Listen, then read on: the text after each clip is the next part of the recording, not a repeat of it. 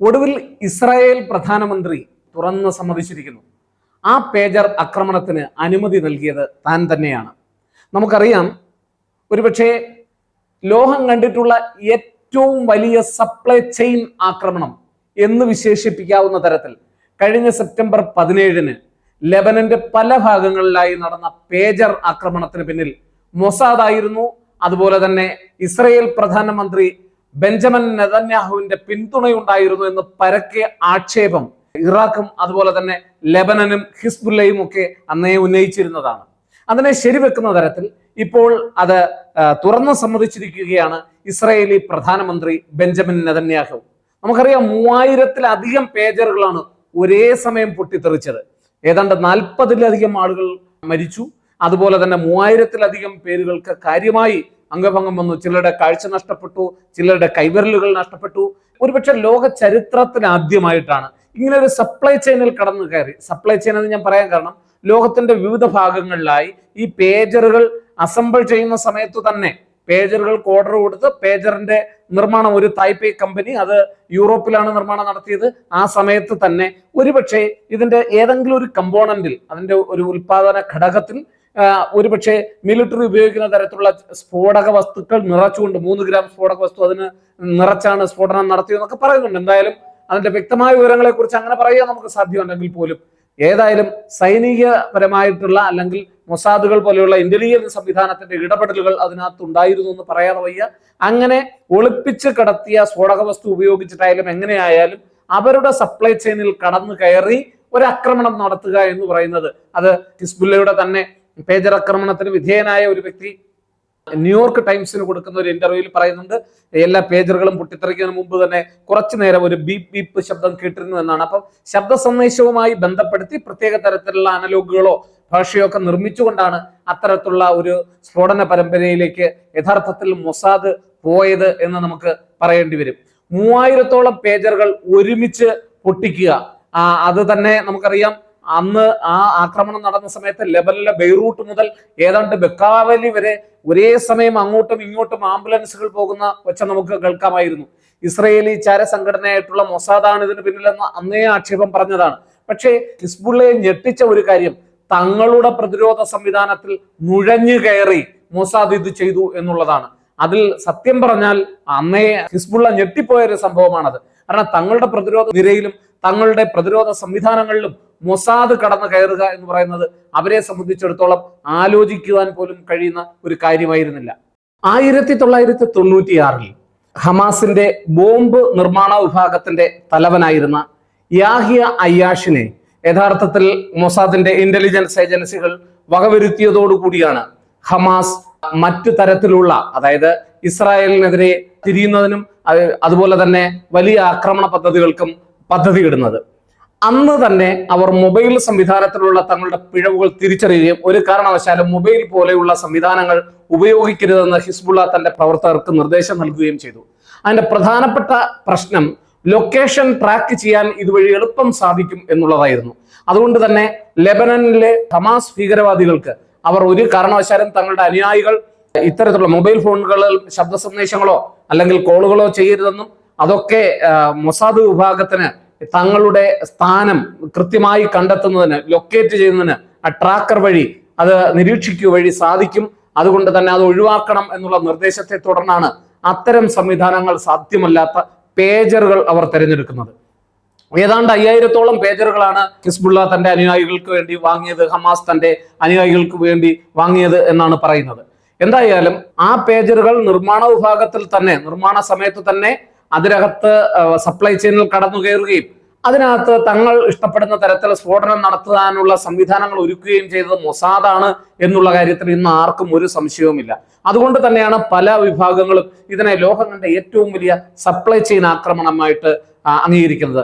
ഇപ്പോൾ Benjamin Netanyahu, Israel പ്രധാനമന്ത്രി Benjamin Netanyahu വളരെ വ്യക്തമാക്കി കഴിഞ്ഞു, തന്റെ അനുമതിയോടുകൂടിയാണ് ഇത്തരം ഒരു സ്ഫോടന പദ്ധതിയിലേക്ക് പോയത് എന്നുള്ളത്. അത് കാണിക്കുന്നത് ഇസ്രായേലിന്റെ ശക്തമായ സംവിധാനത്തെ തന്നെയാണ്. ധാരാളം തരത്തിലുള്ള, ഇപ്പോൾ ഇതിനോടകം തന്നെ ഇന്റർനാഷണൽ ലേബർ കോർട്ടിൽ, അന്തർദേശീയ ലേബർ കോടതിയിൽ, തൊഴിൽ കോടതിയിൽ ഇത് സംബന്ധിച്ചുള്ള പരാതികൾ ഇസ്രായേലിനെതിരെ വന്നു കഴിഞ്ഞു. എന്തായാലും തുടർ ദിവസങ്ങളിൽ ഇതിനെ സംബന്ധിച്ചുള്ള ചർച്ചകൾ ഉണ്ടാകും എന്നുള്ള കാര്യത്തിൽ സംശയം വേണ്ട. ലെബനൻ കേന്ദ്രമാക്കി പ്രവർത്തിക്കുന്ന തീവ്രവാദ സ്വഭാവമുള്ള ഒരു സംഘടനയാണ് ഹിസ്ബുള്ള എന്നുള്ള കാര്യം നമുക്ക് ഏവർക്കും അറിയാം.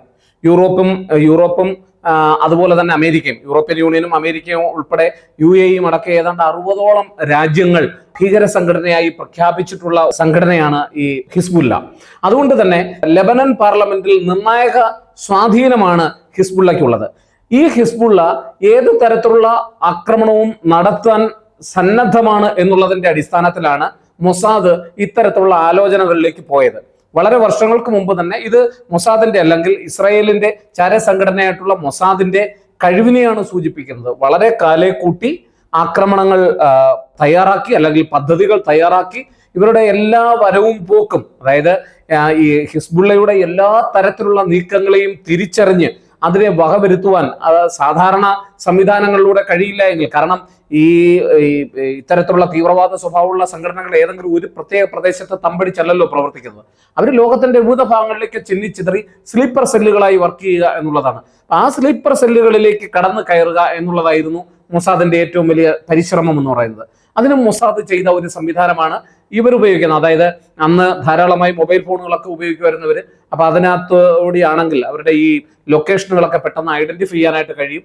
അപ്പൊ അങ്ങനെ വന്നു കഴിഞ്ഞാൽ ഞാൻ നേരത്തെ സൂചിപ്പിച്ചതുപോലെ 1996 ഈ ഹിസ്ബുള്ളയുടെ അവരുടെ ഈ ബോംബൊക്കെ ഉണ്ടാക്കുന്ന അതിന്റെ ആ വിഭാഗത്തിന്റെ തലവനെ ഈ മൊസാദ് വധിക്കുകയും അത് ഈ ലൊക്കേഷൻ ട്രാക്ക് ചെയ്തതിലൂടെയാണ് സാധ്യമായത് എന്നുള്ളതിന്റെ തിരിച്ചറിവിൽ ഇനി അങ്ങനെ ഒന്നും ഉണ്ടാകാൻ പാടില്ല എന്നുള്ളതിന്റെ അടിസ്ഥാനത്തിലാണ് അവർ പേജറിലേക്ക് മാറിയത്. പേജർ എന്ന് പറഞ്ഞു കഴിഞ്ഞാൽ സാധാരണ നമുക്ക് ടെക്സ്റ്റ് മെസ്സേജ് ഒക്കെ അയക്കാൻ വേണ്ടി ഉപയോഗിക്കുന്നതാണ്. അതിനകത്ത് അത്ര പെട്ടെന്നൊന്നും ഈ ലൊക്കേഷൻ ട്രാക്ക് ചെയ്യാൻ കഴിയില്ല എന്നുള്ളതാണ്. അത്രയും സംവിധാനങ്ങളുള്ളതാണ്.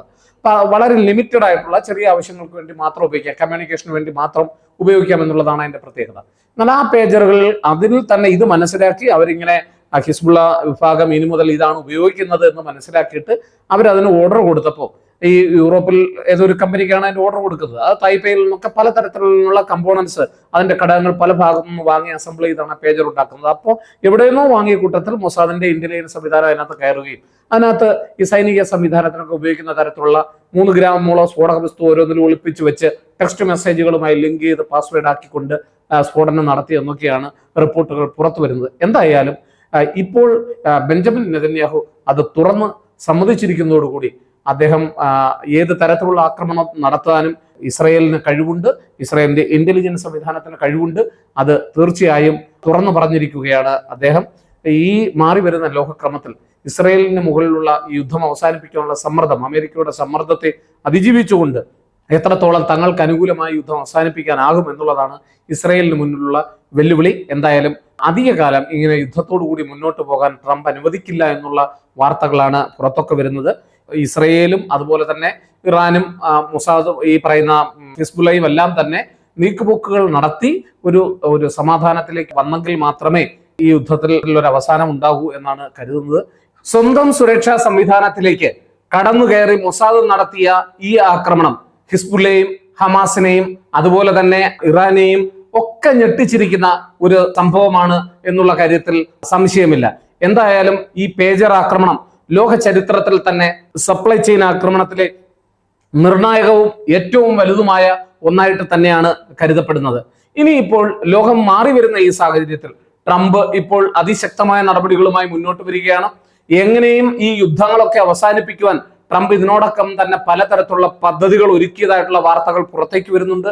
അത് എങ്ങനെ എന്നുള്ള കാര്യത്തിൽ ഇപ്പോഴും ലോകം വളരെ ആശങ്കയോടുകൂടി നോക്കിയിരിക്കുകയാണ്. എന്തായാലും ഒരു കാര്യം ഉറപ്പാണ്, ഈ ബെഞ്ചമിൻ നെതന്യാഹു ഇത് തുറന്നു പറഞ്ഞതോടുകൂടി, അതായത് പേജർ ആക്രമണത്തിന് തങ്ങൾ ഉത്തരവാദിയാണ്, താനാണ് അതിന് നിർദ്ദേശം കൊടുത്തതെന്ന് തുറന്നു ചെയ്തതോടുകൂടി ഒരു പടി കൂടി മുന്നിലേക്ക് പോവുകയാണ്. തങ്ങൾ ഇനി വേണ്ടി വന്നാൽ ഏത് തരത്തിലുള്ള ഒരു ആക്രമണത്തിനും തങ്ങൾ മുതിരും.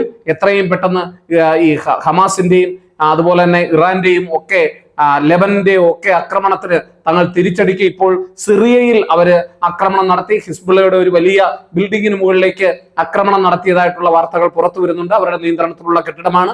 ഇങ്ങനെ പല ഭാഗത്തും ആക്രമണങ്ങൾ നടത്തിക്കൊണ്ട്, പ്രത്യേകിച്ച് ചെറുത്തുനിൽപ്പ് നടത്തിക്കൊണ്ട് ഇസ്രായേൽ അതിശക്തമായി മുന്നോട്ട് പോവുകയാണ്. ട്രംപ് ഭരണകൂടം വീണ്ടും ട്രംപ് നിയുക്ത പ്രസിഡന്റായി അമേരിക്കയിലേക്ക് എത്തുന്ന ഈ സന്ദർഭത്തിൽ യുദ്ധങ്ങൾ അവസാനിപ്പിക്കുവാൻ അദ്ദേഹം സമ്മർദ്ദം ചെലുത്തും എന്നുള്ള കാര്യത്തിൽ വലിയ സംശയമൊന്നും വേണ്ട. എങ്കിലും ഇസ്രയേലിന് അനുകൂലമായിട്ടുള്ള തീരുമാനങ്ങളുമായിട്ട് മാത്രമേ അമേരിക്കയ്ക്ക് ഒരു തങ്ങളുടെ സഖ്യങ്ങൾക്കിടയിലുള്ള വിശ്വാസ്യത ഉള്ള ഒരു നേതൃത്വ സ്ഥാനത്ത് അമേരിക്കയ്ക്ക് തുടരാനാകൂ എന്നുള്ളത് കൊണ്ട് തന്നെ അമേരിക്കയെ സംബന്ധിച്ചിടത്തോളം ഇത് നിർണായകമാണ്. ഈ പേജർ ആക്രമണത്തിന്റെ ഉത്തരവാദിത്വം ഇസ്രായേൽ, പ്രത്യേകിച്ച് ബെഞ്ചമിൻ നെതന്യാഹു ഏറ്റെടുക്കുക എന്നുള്ളത് തന്നെ ഇതിന്റെ സൂചനയാണ്. ശക്തമായ സന്ദേശമാണ് അദ്ദേഹം നൽകുന്നത്. തങ്ങൾ അതിശക്തമായ നടപടികളിലേക്ക് പോകും എന്നുള്ളത് തന്നെയാണ് സൂചന.